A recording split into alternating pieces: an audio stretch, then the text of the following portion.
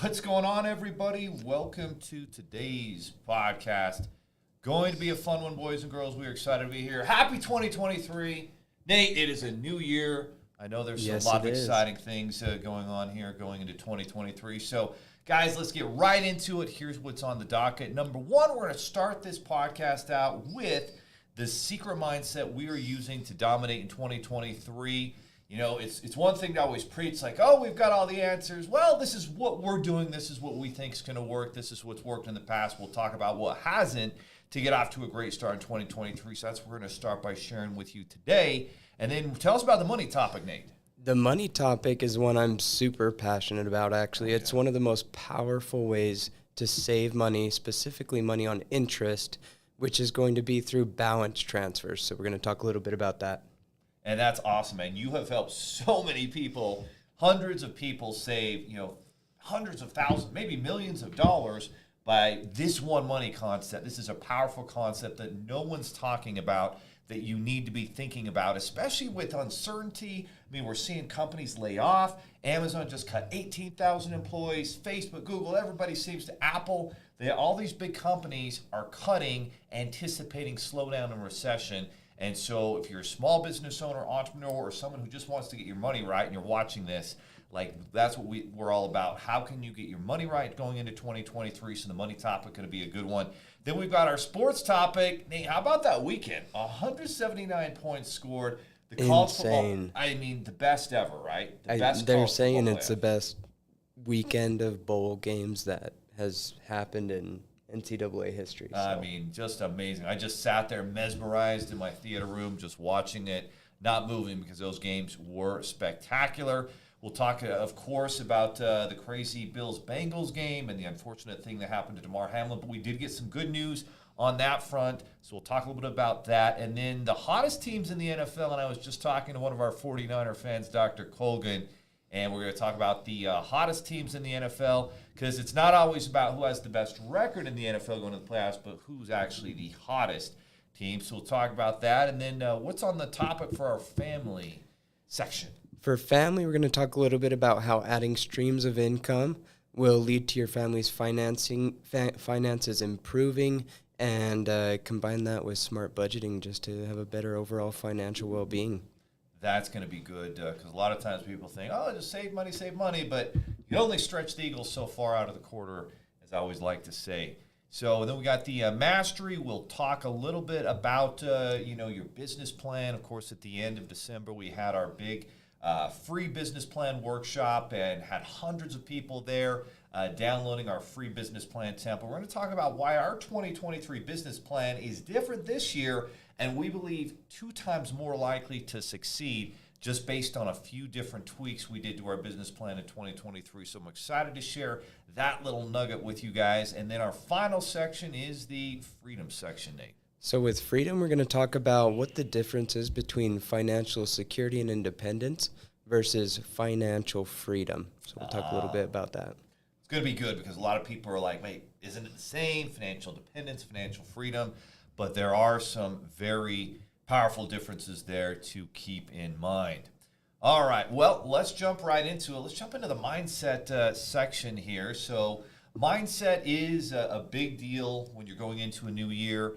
And if you continue to think the same way you do, in 2023 that you did in 2022, you can probably expect the same results in 2023. So if you want a new result, a better result, if you want to take that next step, get to the next level, then you've got to do something different. And the way you do it is by thinking different, by learning from those who are more successful, who are further along in the journey than you are. And so one of the big secret mindsets that I'm using to dominate in 2023, it's a combination of a few different things.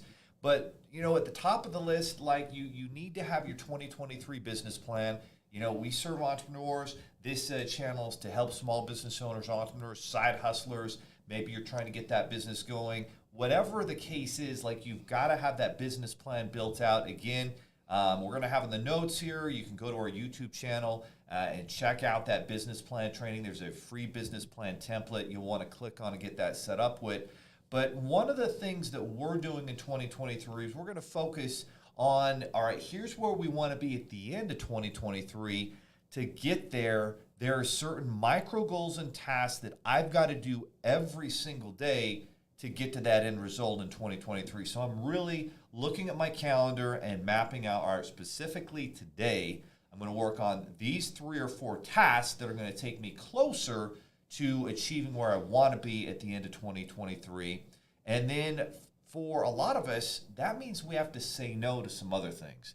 Because in business, you're either proactively moving towards something or you're just reacting and putting fires out constantly and you're never going to grow. It's kind of the difference of being able to work on the business versus in the business every day. So that's something we're looking at. And then in terms of 2023 focus, here's what we've got going on in a few simple words.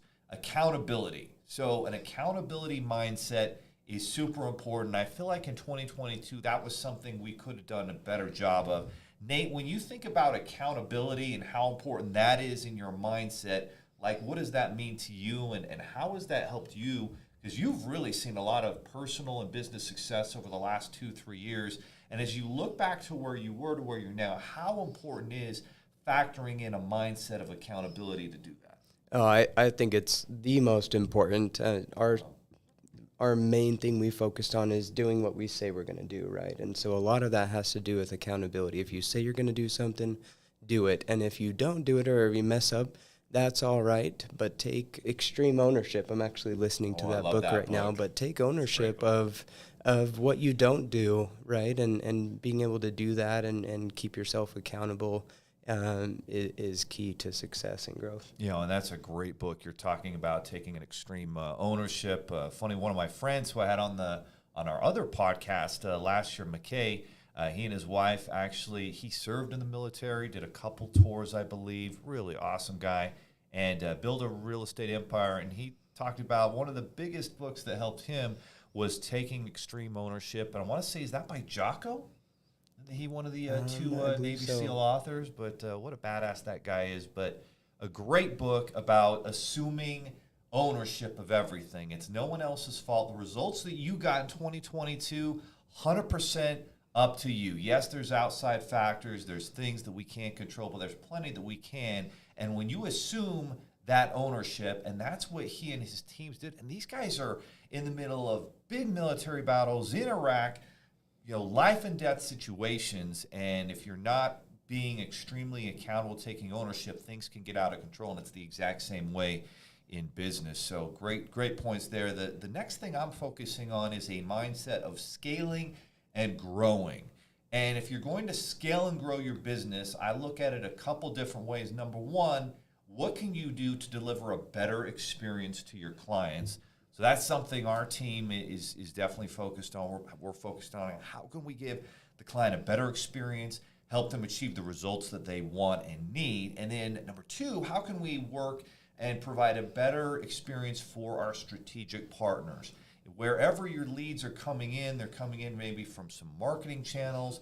And one of the most effective ways we built this business and built it to 8 figures here in the last 4 years is strategic partnerships. 95% of our business is 7 figures funding, and my figures comes in from strategic partnerships, working with business coaches, consultants, trainers whose clients need access to capital. They need to get their money right to grow their business and move forward in their programs. And so it's how can we deliver a better experience there. So as you think about that, Nate, what are some of the factors that people should be thinking about as business owners to give their clients a better experience?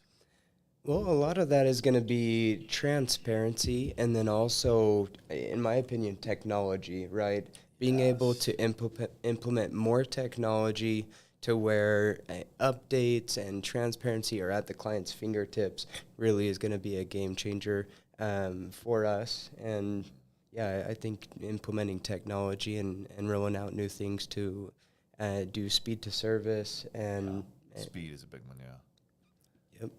So that technology is huge. And so what we think about old school is just more phone calls, more touch points. But the touch points now with technology are, I know you use, as you're teaching and managing the funding department here at 7 Figures, you'll have like automated text that will go out like in 2 days to remind the client to, follow up with XYZ lender or do this task or remind, one of your team members to do something. And so if you don't have these automated text email features and you and Ty have built these out to where when we update a stage or check a box in the CRM, like things are automatically happening, and that leverage increases the client's experience without you having to necessarily get on the phone with them. Exactly.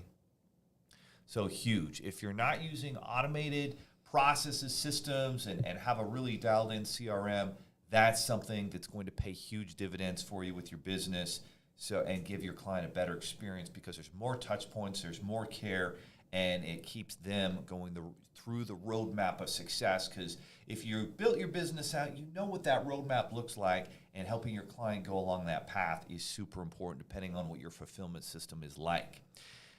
Next, recurring revenue is king. There's so many businesses out there and they're trying to increase value. They're trying to be more profitable. And one of the biggest factors, in all the research and study of some of the biggest companies out there, the most successful, is this ability to create recurring revenue.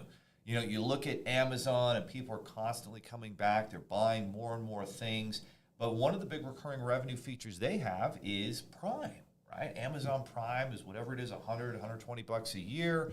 And I don't know how many tens of millions of people they have on that, but it's a recurring revenue business, right? You look at Netflix, it's a recurring revenue business. People are paying for it every single month. Even, phone companies, Verizon, AT&T, people are paying every single month. Access to internet, you're paying for it every single month. Everybody wants to get a subscription model in their business. And the sooner you can do that, the sooner you're more predictive, the sooner your profitability increases, and bigger than anything, the value of your business is much more valuable. One of the examples I was reading in this book, Nate, talked about a guy who had a car wash, and people just came in, and when he had that car wash built on a subscription model, it increased the value by 3 times. How important is it, do you think, for businesses to create recurring revenue models in their business?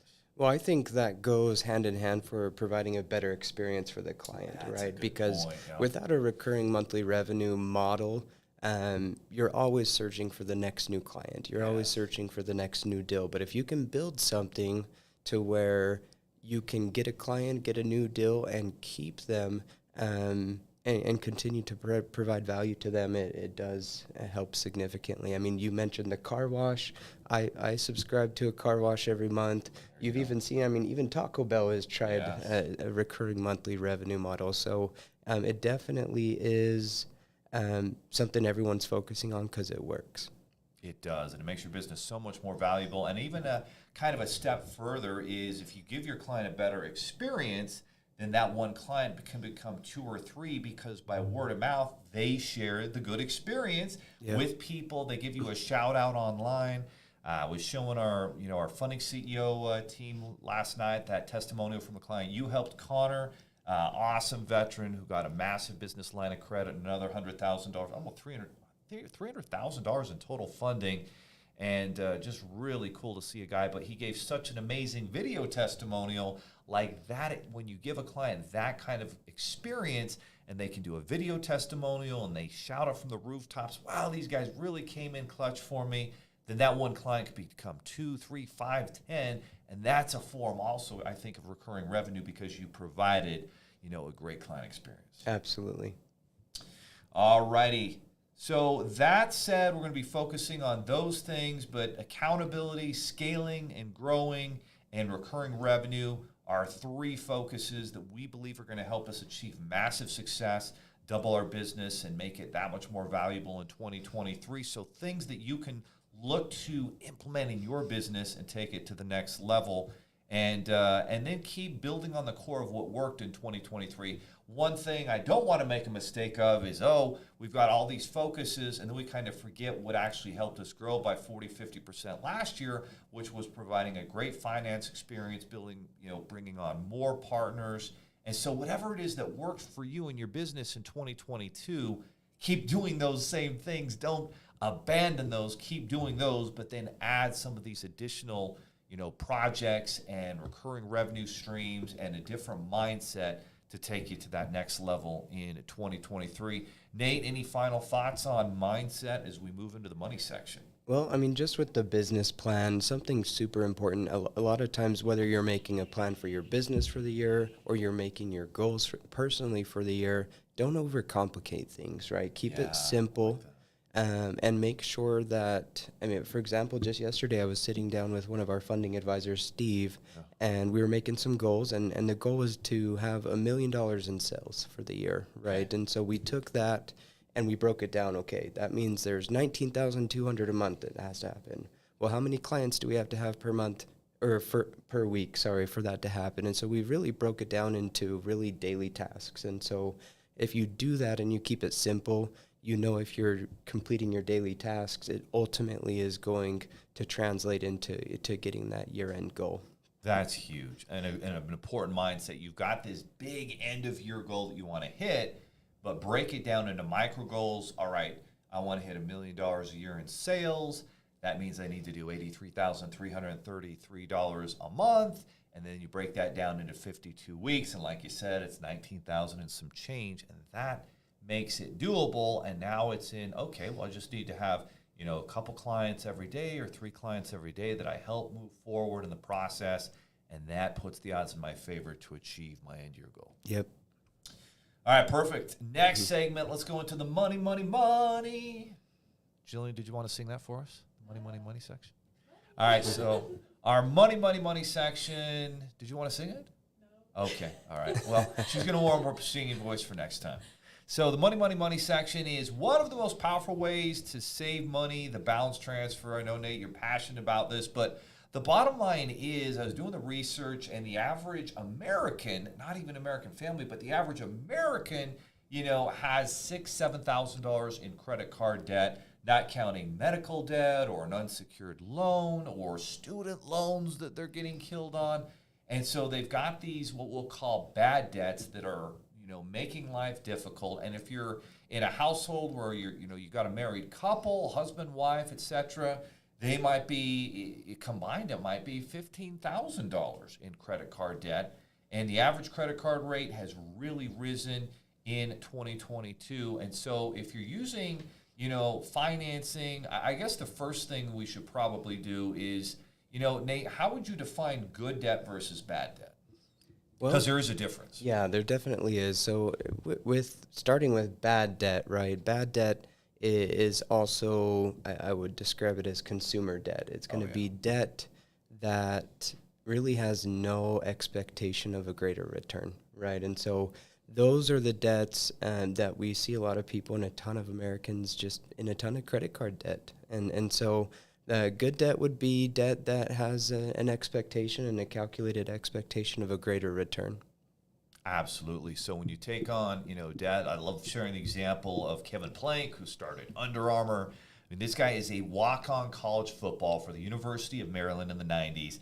They're doing 3-a-days in August. And it's pretty hot and humid in Maryland in August. And he's just sweating, dying with these cotton shirts, taking on like 5-10 pounds of sweat and moisture and humidity in the air. And he's like, there's got to be something better. And so he basically takes out 5 credit cards for $40,000, not for personal reasons to be reckless and go on vacations and do dumb things with, but to invest in building out this apparel, this crazy material that is sweat resistant, doesn't hold in all the water. All of a sudden, Georgia Tech's football team, you know, makes an order, and then the NFL, and then the sky's the limit. Now, of course, there's this little multi-billion-dollar company called Under Armour that we all know and probably have used their products. It's number 2 in the world, you know, only second to Nike when it comes to apparel sales. And so that's an example of somebody utilizing good debt. We did the same thing to launch Seven Figures Funding, took out, you know, debt that we used to grow this business, paid it off within a year with profits. And that, my friends, is how good debt and bad debt is measured. And so, but sometimes, okay, you're in the process of building your business, building some income. Maybe you have some existing personal credit card debt. Most families do. Most families might have $14,000 to $15,000. There is a strategy to actually knock out and eliminate that debt and move it from a high interest rate to a 0% interest rate. So, Nate, how does this work? So first, let's explain a little bit on how credit cards work, right? So credit cards, let's say the average credit card is a 20% interest rate, right? And so Yeah. with that annual APR, let's divide it into a monthly interest rate, 20 divided by 12, 1.8 or something. 1.8, right? And so if you owe $10,000 on a credit card, your minimum payment on average is credit card lenders only make you pay about 2%, right, of that balance. So if you owe $10,000, 2% minimum monthly payment, that's what, $200?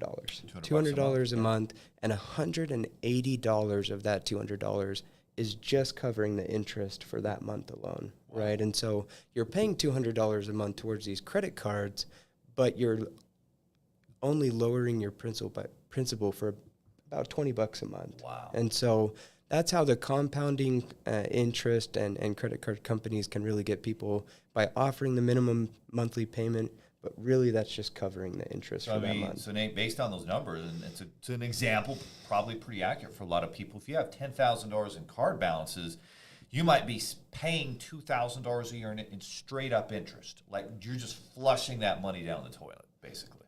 Yeah, absolutely. And not only that, but at the end of the year, you've forked up $2,400 in monthly payments, and you've only seen your credit card balance go down by about $400, right? Oh, and so that's depressing. You've seen recently when you make your credit card payment and it's the minimum payment, they actually give you a warning, and they'll say, if you continue to only make the minimum payment, it will take you 25 years to pay this off, and it'll cost you $20,000 in interest. And so they do have to disclose that now, but interest on credit cards is a killer. And so how the balance transfer can save you a ton of money is, let's say you owe $10,000 on credit cards at 20% interest, and then you go get a credit card that offers, say, 18 months of no interest on balance transfers.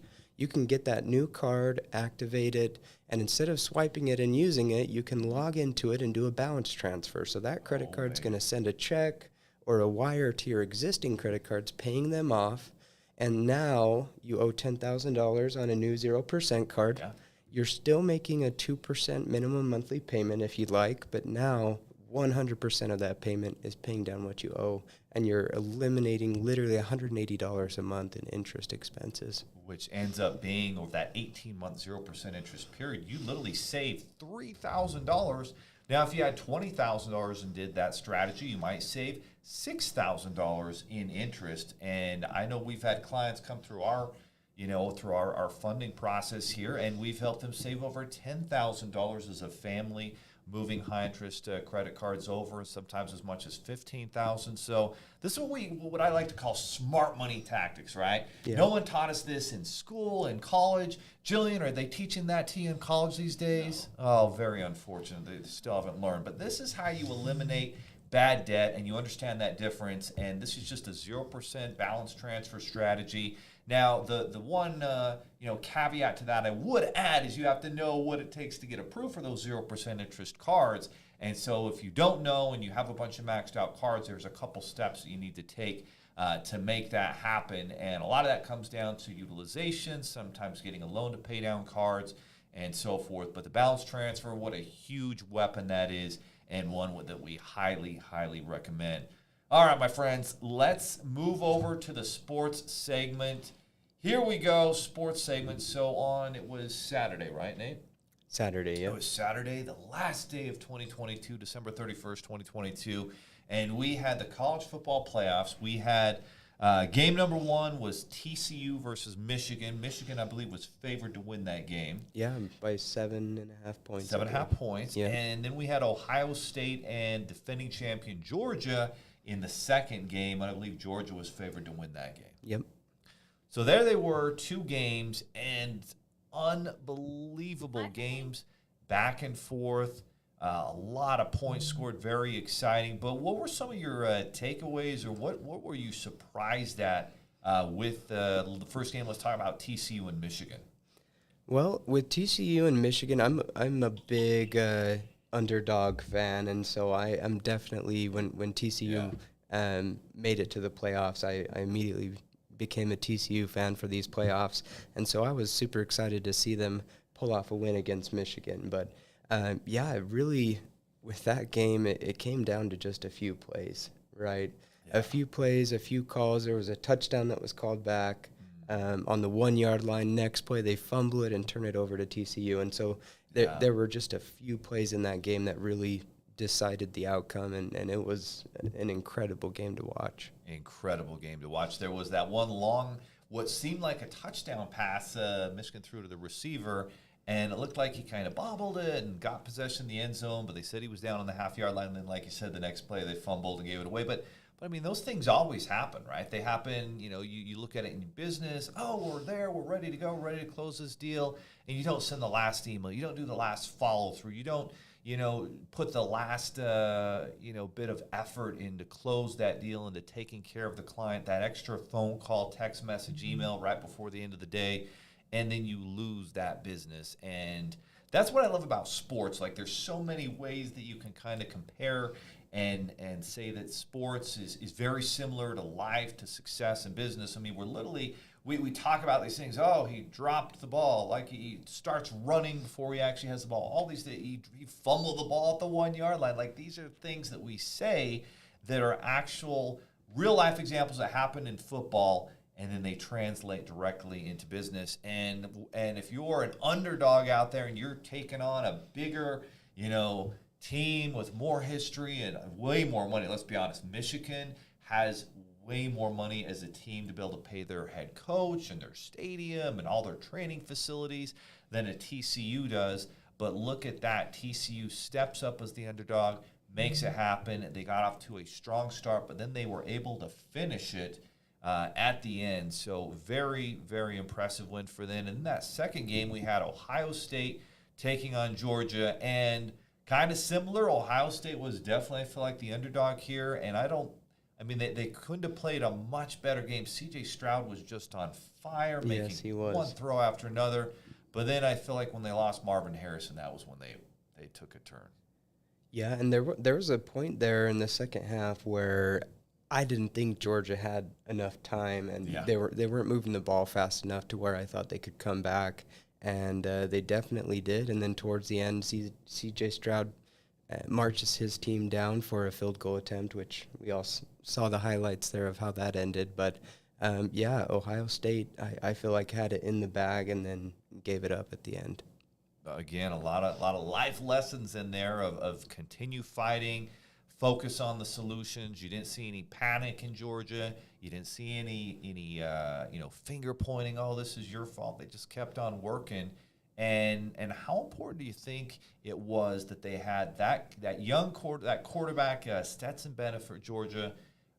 What can you say about that guy? I mean, he's an undersized guy. Was not highly recruited. I think, wasn't he like a junior college guy, and then he transferred? He was like a walk-on. I mean, talk about underdogs, but what a great leader he is. How important do you think his leadership was to them turning that game around? Well, you heard the announcers during the game talking about this quarterback has been overlooked his entire career.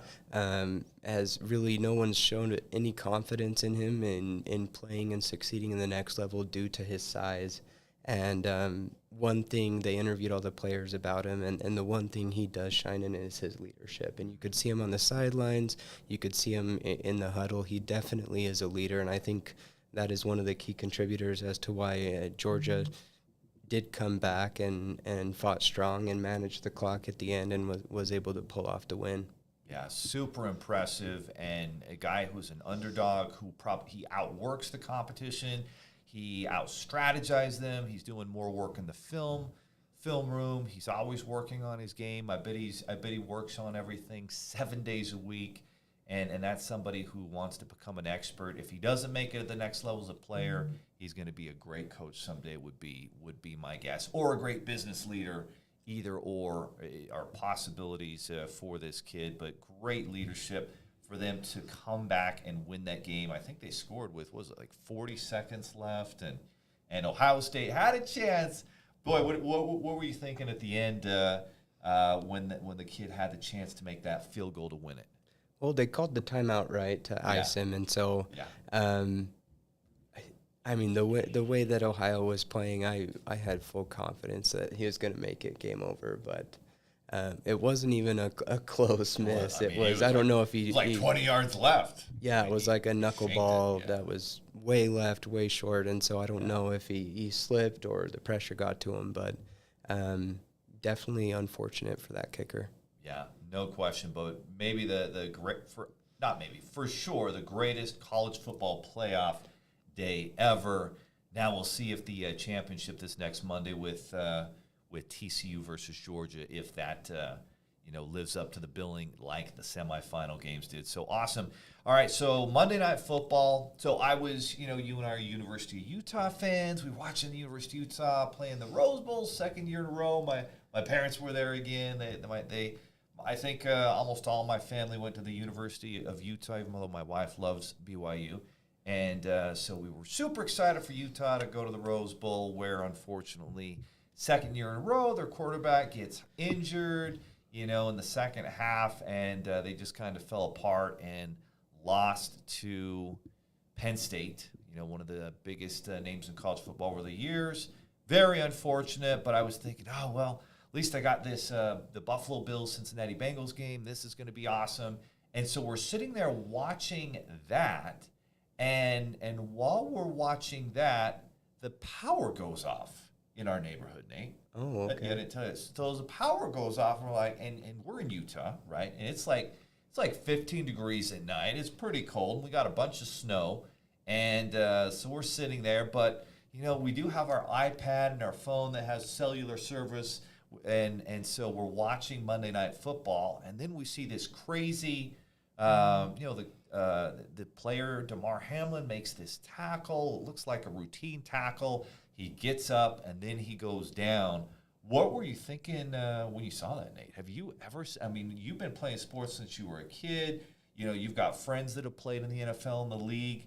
What were you thinking when you saw that? I was a little bit confused because it wasn't a huge hit, right? Yeah. It looked like a routine tackle, maybe some shoulder to the chest contact, but it wasn't a huge hit to where – he would stand up and fall back down due to his head spinning or the wind's knocked out of him, right? And so I was a little confused, but then seeing all the players both on both sides of the ball, seeing their reactions and the panic in their face, it was something that I had never seen before. I don't think anyone had. It was really weird, and nobody seemed to know. You got Joe Buck and Troy Aikman, two of the greatest announcers in pro football, and they are baffled. And eventually we find out, well, he's in cardiac arrest. They had to bring a defibrillator out because his heart had stopped beating.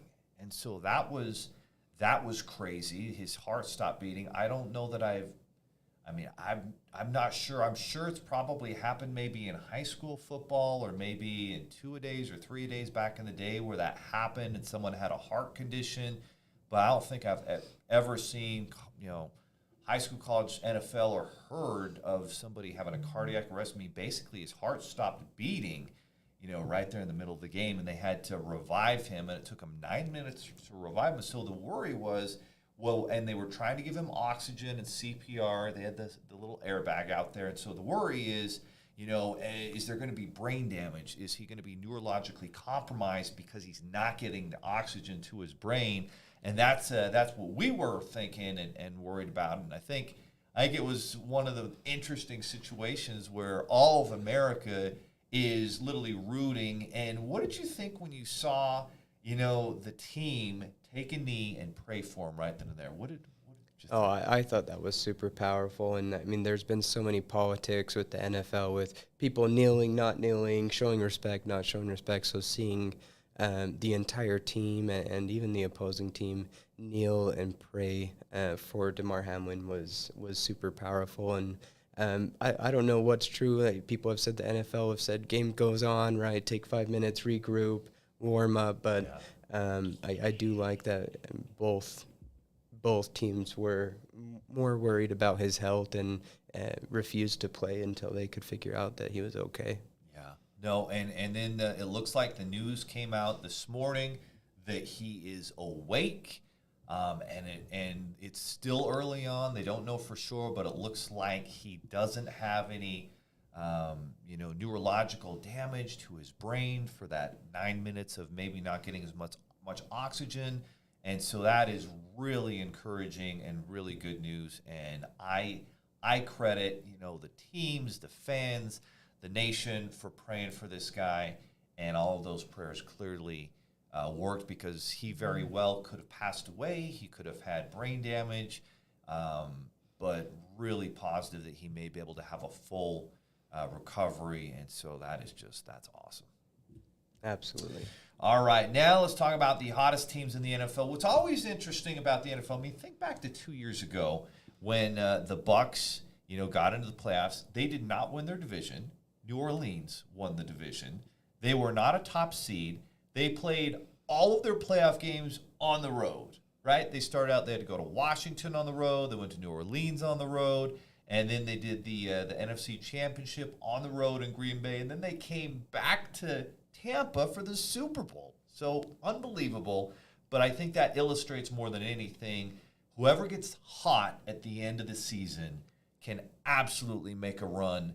Nate, who is the hottest team in the NFL right now, and who are you seeing with the capability to make a run like that? Well, first, just to comment on Tampa Bay, I don't think anybody should discount them for the playoffs, even with their horrible season they've had. They're 8-8, right? Yeah. But they're in. They have a history of turning it on during the playoffs. But as far as hottest teams, and this may be biased because my wife is a huge 49ers fan. I'm a 49ers fan. They're on a 9-game winning streak. They are definitely hot going into the playoffs. Brock Purdy is a third-string quarterback. Are you kidding me? On a 5-game win streak. I thought he was striking luck because his first 3 games were at home. He had the crowd on his side, but the last 2 games have been close. He's encountered away crowds just screaming. He's had to do 2-minute drills and marching down the field with less than a minute to go, and he's been clutch. And so the 49ers definitely are on a hot streak, and I think they'll be a contender in the playoffs. One of our friends, one of our funding CEOs, shout out to Dr. Chris Colgan out there. I was just chatting with him on a Zoom call about an hour before we started the podcast. He's obviously a Bay Area guy, a big 49ers fan, born and grew up there, raised there. In fact, he lived actually down the street from Tom Brady. Knew Tom's sisters, went to school with them, and just kind of really awesome people the Bradys are. But so he's a huge San Francisco 49er fan, and just amazing. They are the hottest team right now, 9 wins in a row. And with that defense, with Kyle Shanahan, what can you say about this guy? So they started the year out, and, I can't even remember. Who was the quarterback that was their initial starter? Before Garoppolo? Yeah. I don't even remember. I can't even either, but he was their top draft pick guy, and he was slotted to be the starter. He gets injured. Jimmy G. Garoppolo comes in, and Ty and I have talked about this. We feel like that was something that they did purposely. They didn't trade him. They were supposed to, we better hold on to this guy. Jimmy G came out and played, I thought, pretty well. Then he goes down with the season-ending knee injury, and now you've got this Purdy, who was the lowest draft pick. He was Mr. Irrelevant, the last draft pick of the draft, and this kid has just played. Who he reminds me of? Tom Brady. Coming out of nowhere, late draft pick, and just playing incredible football. So 49ers on fire. Next hottest team, Cincinnati. 7 wins in a row. And, you never know how these games would have turned out. We don't know. It looks like the Bengals-Bills will not be playing that game, so that probably means Kansas City is going to be the number 1 seed. But I feel like Joe Burrow in Cincinnati was looking really good in that game. And 7 wins in a row. I feel like they might have won that game. They're hot. If you were going to guess, those are the 2 hottest teams in the NFL right now. Next, you've got Buffalo. Buffalo, 6 wins. They're still really hot. And then you've got Kansas, the Chargers, Jacksonville, and Green Bay, all with 4 wins in a row, all pretty hot themselves. So be interesting to see. If you were going to have to go out on a limb, who would you predict is going to represent the NFC and AFC in the Super Bowl in February? That's a hard one. I think NFC, it's going to be 49ers or Eagles.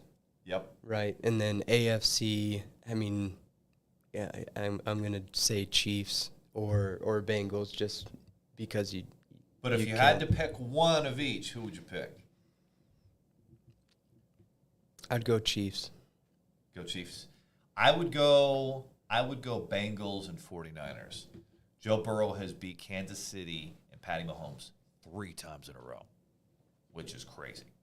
All right, guys, let's transition into the family section. Of course, in 2023, you want to get your money right, you want to get your business right, and you want to help your family, live an epic life, and especially your children, and support your husband, wife, spouse, and everything that they're doing. I know you guys have big things going on here. You guys are having baby number 3 here in just the next month. How is Haley doing?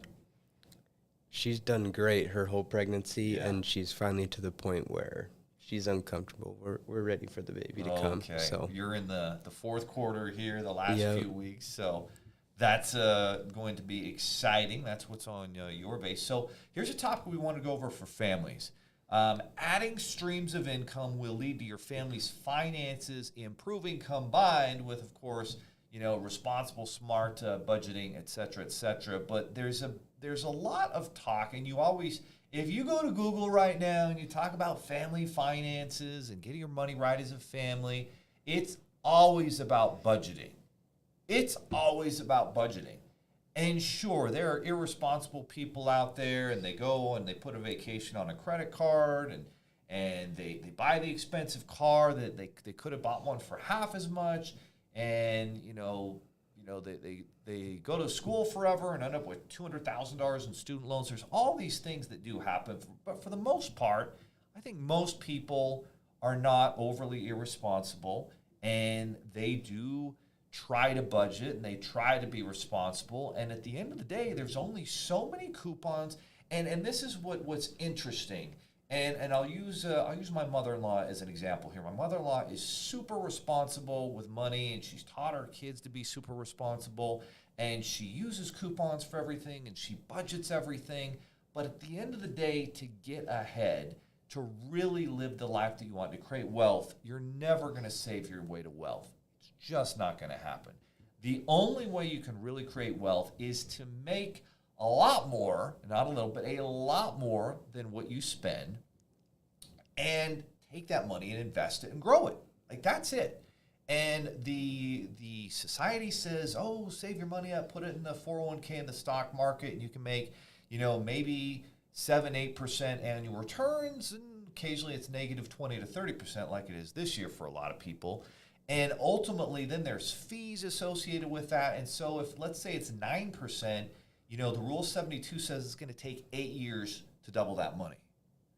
8 years. But, if there's other investments out there, real estate investments like the ones we're involved with, where you're making 25 to 30% on your money, and you're doubling your money every 3 years. But ultimately, to get there, you've got to increase your income. So for families to increase their income in 2023, and if you're a business owner, you kind of have an idea of what you need to do to increase your income. But Nate, what do you think families can do to actually increase their income, and why do you think budgeting alone is not going to get them there? Well, yeah, like you said, you can't save your way to wealth, right? I always use the example, you're at the grocery store and you're buying green beans, right? And you see the popular brand, it's $1.29 a can, but then there's the great value brand that's 89 cents a can, right? And you can go with that cheaper can of beans and do that with your groceries your entire life, and it's not going to make you more wealthy, right? And so you do want to be smart with your money, you want to budget, but like you said, Leo, I mean, having additional streams of income, personally, for me, my additional stream of income the last few years has been through different real estate investments. Definitely is the quickest, easiest way to build more passive income. No question about it. And so I guess basically what I'd say is, if you don't have a side hustle, if you're not putting in some extra time to do that, then it's going to be tough. It's going to be damn near impossible for you to get ahead, for your family to get ahead, for you to be able to create abundance. If you have dreams of being able to take your family, to paradise, to Mexico, to the Caribbean, to Disney World, awesome things that we were fortunate to be able to do last year with our families, then you've got to be able to increase your income, and that's done through a side hustle. Understand that a lot of people, you have a job and there's a ceiling. There's only so much money you can make, or maybe you're fortunate to have a job where there are commission opportunities within your business, within your job, and you can talk to management, you can talk to people in your company and find different ways that you can earn commissions. That's the first place I would start. The second place is if you're a business owner, with your service, do you have an upsell? There's two ways to make more money in business, Nate. You can bring in more clients, which is going to take a lot more time and effort and expense. Or, as Jay Abraham, one of the great business coaches out there, says, you can provide additional products, services, and solutions to your existing clients that you already have, and that's a big way that you can increase your income as well. So think about what's the logical next solution that you can provide to your client. And once your client likes, knows, and trusts you, that upsell is an easier sale than the initial sale to the client, and it doesn't cost you anything because you already have that client. That's something that we're going to be focused on, is helping our clients who are business owners. We get them funding, we get them financing. Let's get them in the My Figures app and help them manage their money, manage their profit and loss, their cash flow, get the right mindset. We're going to be helping them with CRM and marketing and different systems. And like you said, technology. It's the processes and systems that are going to help them. That's going to be a big focus for us. So think about that in your business. What's the next product or service you can provide that's an easy upsell solution that's part of your core competency? Obviously, if you're in, if you have a salon business, you're not going to come out there and say, oh, you're at the salon business. Hey, by the way, we do taxes too. Like, that's not congruent, right? Like, that doesn't make sense. But if you're in the beauty salon business and you provide, beauty services and with people's hair, and you want to add something with nails or with eyebrows, or, help me out here, Jillian, like something that makes sense, that's congruent to your industry, that's what you want to do. Yeah, and another thing is find a problem that doesn't have a solution, right? Ooh, just a quick story. I was with an unexpected group of individuals for New Year's Eve. We were invited to a close family member's house. We thought we were going to be with their kids and grandkids, just hanging out. Turns out we were with a group of people, very successful. I think I was the only one there that wasn't a multimillionaire. That were all 20 or 30 years older than me. And so it was a pretty cool experience. Awesome. Just to sit there, and we watched the games and everything, but to sit there and listen to them talk, right? And so there's this guy that's worth $100 million, a guy that's worth $25 million, and they're sitting talking about an issue of these big batteries, and there's no way to dispose of them or recycle them, and how much it takes. And so they're talking about this issue, and they're literally making a business plan right there New Year's Eve on what they can do to maybe find a solution to that problem, and that's the next big thing. And so it doesn't have to be that big, right? But always seeing in your mind, you know what, that's inconvenient, or this is an issue that a lot of people have that there really isn't a good solution for, and that's where you can get the ideas going and start a side hustle and make money solving people's problems. That's huge. Just pay attention. Identify that problem and then create a solution for it. That's the way the best businesses and solutions are made.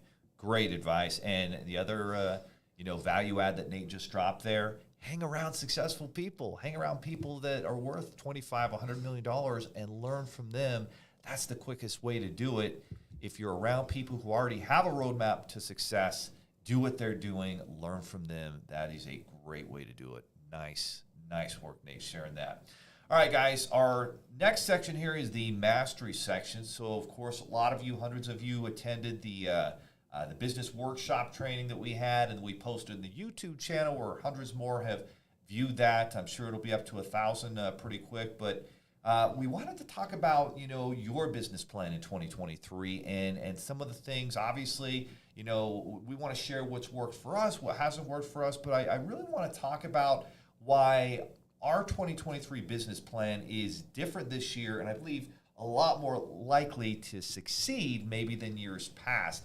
For me, Nate, I've always looked at business plans of it's all about the logic and the steps and the things that we want to do, and if we do X, Y, Z, we can accomplish this, and it's very logical. It's very, step one, do this. We want to have this many users, in my figures. We want to get funding for this many business owners. We need this many business partners. And it's very logical and it's numbers. And at the end of the day, it honestly can be even a little bit boring if your business plan has to have those things. But if it's just logical steps and things you want to do and numbers on a paper, that doesn't always excite. But what does, and as you and I were going through that mastermind business plan training with Patrick Bet-David that we did just before Christmas, and before we trained everybody else on, he really made a point of saying, guys and gals out there, to go to next level, logic and the steps you take to grow your business, that's kind of linear growth. You need to do it. But if you want to really see exponential growth, have some emotional drivers in there. And so some of the emotional drivers that you could have might be, taking your family on that vacation that you're only going to take them on because you hit XYZ number or XYZ profits in your business that you never hit before. Or maybe it's an experience of, I want to watch Tom Brady play before he retires, which was one that we had. And so we took our wives and went to Dallas Stadium in Dallas there and watched the Cowboys and the Bucks play in week one. That was awesome to see Tom Brady. And so what experience or emotional driver can you put down? Maybe it is just where you have enough money coming in to be able to quit your job and go full time with your business. Or maybe it's, you're going to do some home improvement, or you're going to get that new home you've always wanted to. You're going to get whatever it is. There's an emotional driver there. I know you've kind of, you and Haley have done this, Nate. What are examples of maybe emotional drivers that you feel have kind of helped you guys to succeed and grow? Well, just recently with the new year, we've started working on our vision boards, right? And so our big thing is we have different, a lifestyle and hobbies, specifically horses. And if any of you have owned a horse, how freaking expensive it is and how much money those things take up. So our goal ultimately is to be on land with our horses, to have a lot of horses. And so the lifestyle we want to live and want to provide our kids is our emotional driver, right? Because, money can only motivate you so far, right? After that, just having a number goal, I want to make X amount, that's not going to keep you motivated long term. And so defining where you want to be in 5, 10, 15 years, and then breaking it down into annual milestones that you can reach to achieve those goals. Yeah, that's huge. And just intentionally defining, this is where we want to be, this is what we want to do. Most people don't do that. 90% of people just kind of live their life. They're just trying to put one fire out after the next, just trying to pay the bills, just trying to stay ahead of things enough. And then emergencies happen and inconveniences happen, and they never quite get on track because they haven't proactively, intentionally defined and written down how to vision board.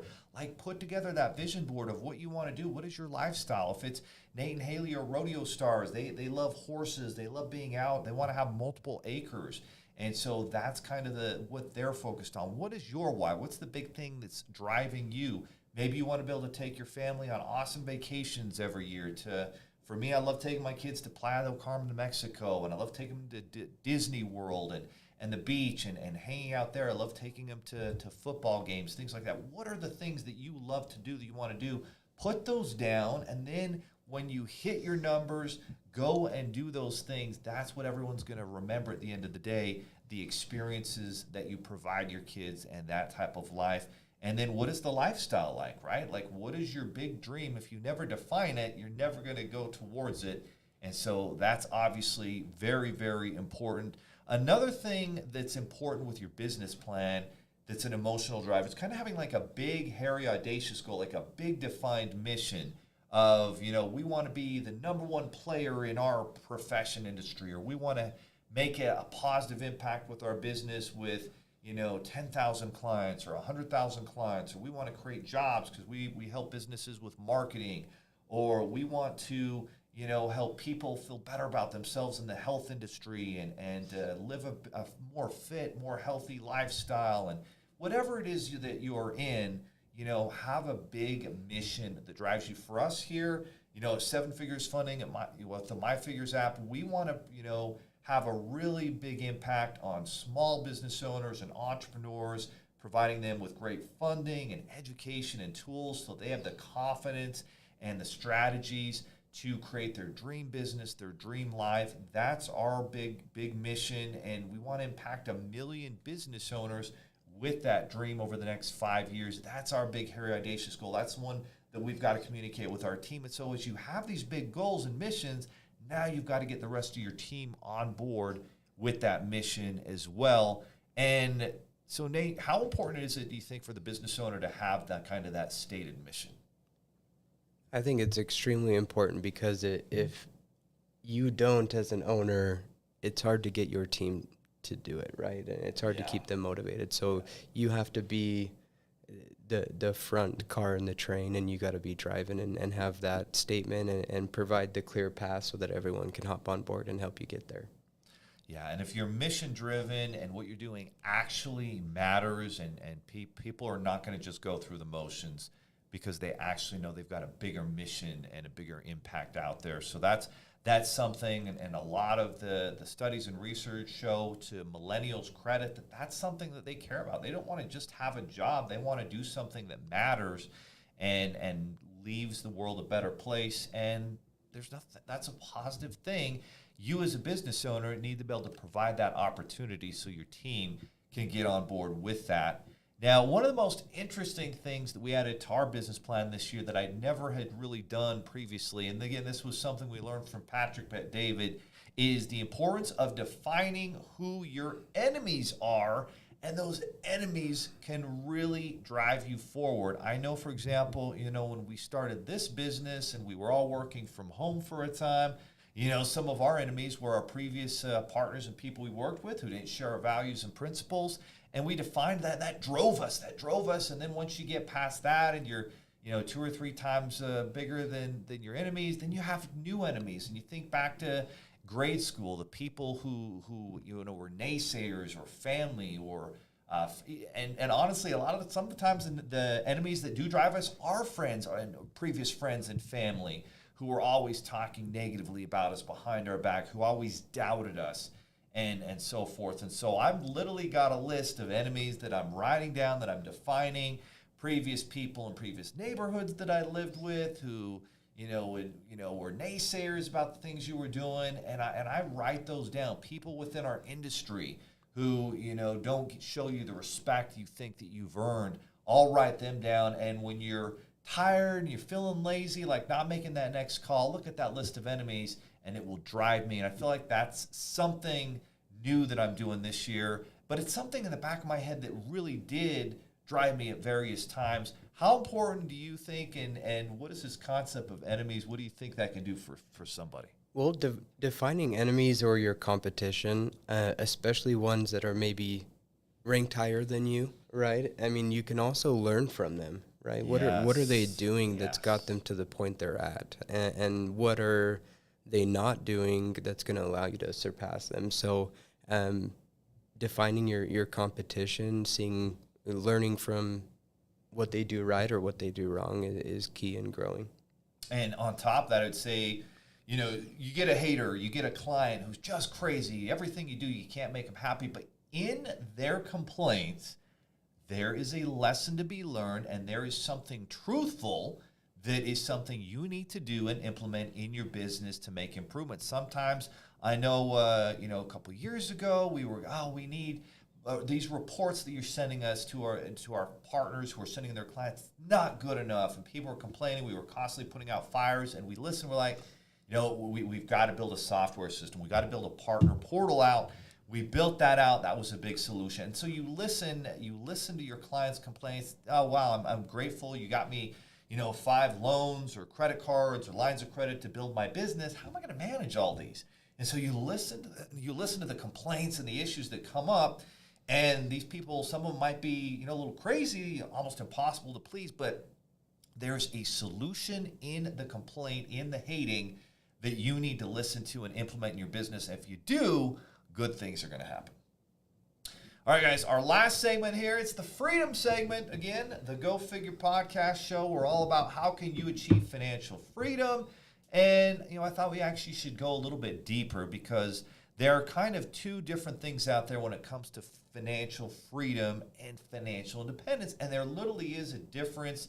And there's a video out there on this. And so we thought we would kind of tackle this topic. What is the difference between financial independence and financial freedom? And in the definition that we were watching and learning from, and I like this definition, it's financial independence is when you're kind of independent, free, like you could stop working and you have money coming in that would cover the bills because you have passive income, from real estate or a recurring revenue business that's bringing in money, and you wake up, at the beginning of the month and you've got money coming in, or you've really built a business where, you don't have to work 100 hours a week anymore, and you've got a great team that does work, and you've got some independence there where you don't have to worry about paying your bills anymore. The bills are covered, and that is kind of the terminology where you have financial independence. You can go to the grocery store. You don't have the calculator out. Oh, am I going to bounce the check? Is this going to go through? Like, you have enough money, and the money's coming in, and you've built, kind of a foundation. That's financial independence, but it's not financial freedom. Financial freedom is you're literally free. You know what? We're going on vacation next week. You know what? I really like that boat. I'm just going to buy it. Or you know what? I've always wanted to take my family on an 80 days around the world vacation, so we're going to do that this year. That type of freedom to do what you want, when you want, with who you want is a different level than financial independence. And so the first step, of course, is to get that independence, that security. And Nate, what have been some keys, milestones to help you guys get to where you feel financially independent? And then what do you think it's going to take to become financially free? Yeah, that's a good question. Actually, I learned a lot watching this video, because you hear it all the time, right? People talk about, I want financial security, or I want financial independence, or I want financial freedom, but there hasn't really been a clear definition of what those differences are. And so with financial security, which is kind of a step below financial independence, that's just knowing that what you're making, whether it's a 9-to-5 or your business, is covering the necessities, right? For financial independence, it's a little bit past that, where if you're financially independent, you could walk away from your 9-to-5 and you have created enough income coming in to where it could replace what you're making there. And so a few steps, and we mentioned this before, that my family has been able to take to gain a degree of financial independence is going to be through real estate investing. And so we fortunately have a great position, great job, great business that helps with financial security. But the real estate investing is where we have seen there be a little bit more independence, to where it is creating a passive income where you're not just constantly trading your hours of the day for dollars, and there's a cap there. Your money is working for you and giving you more of a passive stream of income. And that's what Warren Buffett says, right? If you don't learn to make money while you sleep, you will always work really hard for your money. And that's what you want to do. Money is a game, and the way to master it is with cash flow from a business or from real estate. And those, I believe, are the two best investments that you can make. Well, my friends, that brings us to the end of today's episode. If you liked it, subscribe to the channel, give us thumbs up. Ask questions, comment in the chat box. We will answer those questions for you during the episode or in the next episode. And if you have different ideas on different topics, news stories, share those with us. You can email those to info@sevenfigures.com, and we will, discuss those in the next episode. Generally, these are going to be Tuesdays and Thursdays from 2 o'clock to 3 o'clock Eastern Standard Time throughout 2023. And also, if you liked and got value out of this, if it made you think, if it gave you ideas to improve your business, to improve your financial situation, to get your money right, to, if you just enjoyed the sports segment, share it with friends, family, and especially, with other business owners who are looking to be part of a community and learn and grow together. We don't have all the answers, but we'll share the ones that we've learned and the ones that we continue to learn, and the mistakes, we'll share those as well. And together, we can make 2023 a great year. If you haven't seen the business planning workshop, it's right there in the Seven Figures Funding playlist in this YouTube channel. Click on that. The business plan template, free download, is right there in the notes section of that. And that, my friends, is what we've got going on for you today. Nate, what's the final word? Don't worry about what you can't control. I love it. Control my what life you motto. can control. Control what you can control. It's one of our principles and values on our wall here in the office. Don't worry about all the things you can't control. Control the things you can. God bless you. Have a great, what is today? Thursday. Man, the week's already going by fast. Have a great Thursday, great